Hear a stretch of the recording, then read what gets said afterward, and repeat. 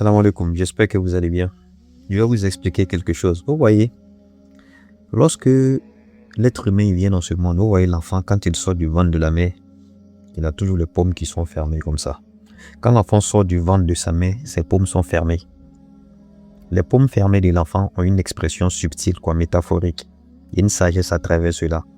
C'est-à-dire, on arrive dans ce monde sans rien, sans argent, sans nom, sans statut, sans titre.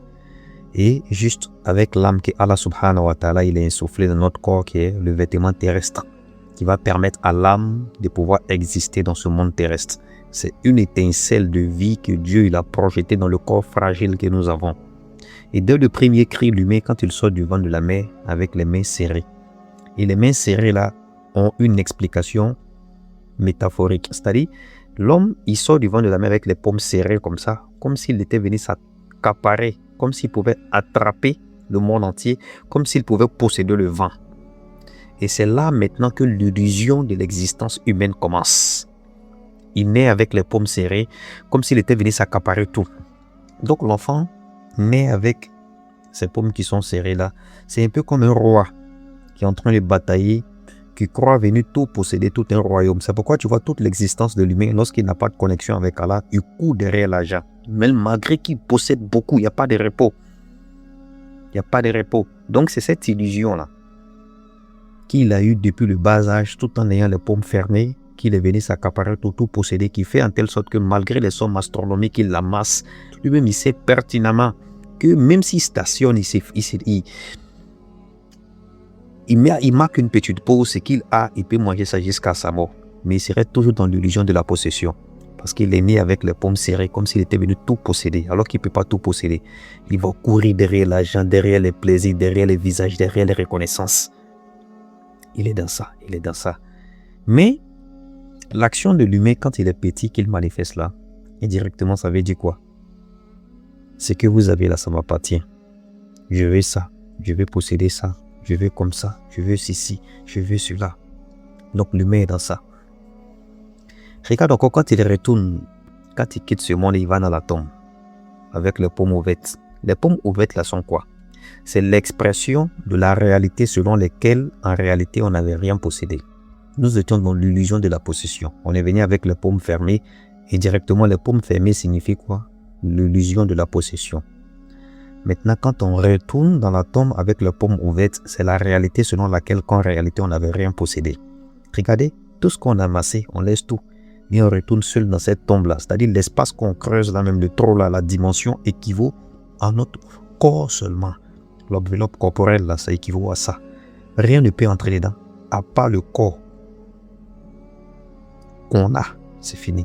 C'est pourquoi l'humain, au fur et à mesure que ton corps descend, ton âme doit grandir. Parce que quand l'âge avance, vous voyez le corps descend, se courbe. Mais en ce moment, l'âme doit grandir. Quand le corps s'affaiblit, la sagesse automatiquement doit s'élever. Si à 40 ans, tu réagis comme une personne de 20 ans, ça veut dire que tu as vieilli, mais tu n'as pas grandi. J'ai dit quoi?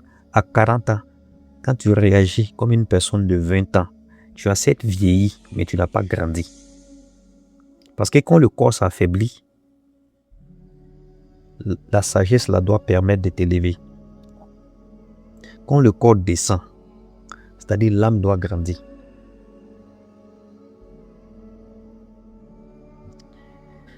Vous voyez la vie de l'humain là. Vous savez, l'appréciation auprès de Dieu, on n'est pas grand auprès de Dieu à travers ce qu'on accumule, non. On est grand auprès de Dieu à travers ce qu'on devient. Tout en étant dans ce monde-là, riche ou pauvre. Parce que ce qu'on accumule, on ne peut pas distraire Dieu avec ça. Parce que Dieu va récupérer tout. Une fois qu'on est mort, Dieu récupère ce qu'il nous a confié. Tout ce qu'on possède n'est qu'un test. Il nous confie ça pour voir comment est-ce qu'on va œuvrer. C'est pourquoi Rasoul dit Inna dunya hulwatun khadiratun fa inna allaha mustakhlifukum fiha fa yanzura kayfa ta'malun. Allah va vous donner la lieutenance pour voir comment est-ce que vous allez œuvrer. Mais il dit Fattaku dunya, craignez ce monde. C'est pourquoi l'humain après sa mort, lorsqu'il serait face à son Seigneur, il ne va pas avoir un regret matériel. Il va dire Rabbi, laula akhartani ila ajalin qarib. Donne-moi une seconde pour que je revienne dans ce monde.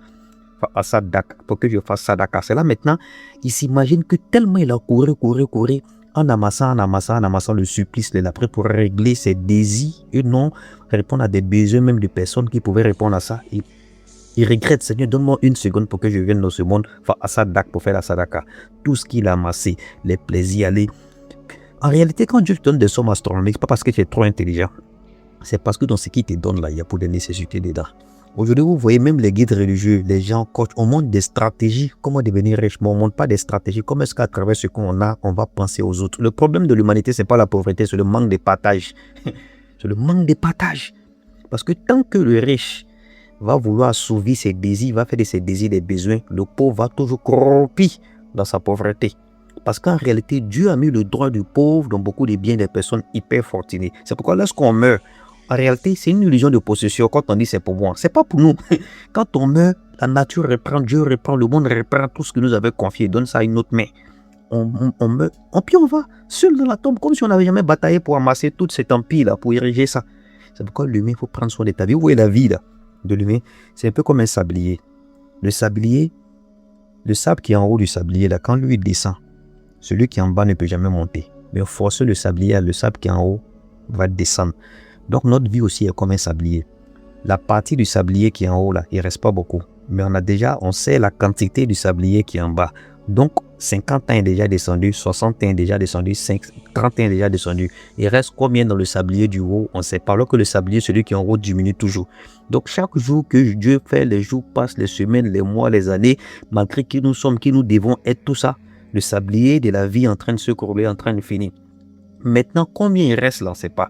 On dit on veut avoir longue vie. On ne doit pas demander longue vie, on doit demander bonne vie. Parce que si tu veux avoir longue vie, tu as 50 ans aujourd'hui. Si Dieu même te donne 50 ans encore, voilà, et tu as dégoûté de la vie, tu ne peux pas manger, tu ne peux rien faire, tu vas vouloir mourir. Arrivé à un certain âge, on va vouloir mourir. On ne doit pas chercher longue vie, on doit chercher bonne vie. Arrivé à un certain âge là, toi-même tu vas vouloir mourir. Tu as une longue vie là, tu ne veux pas.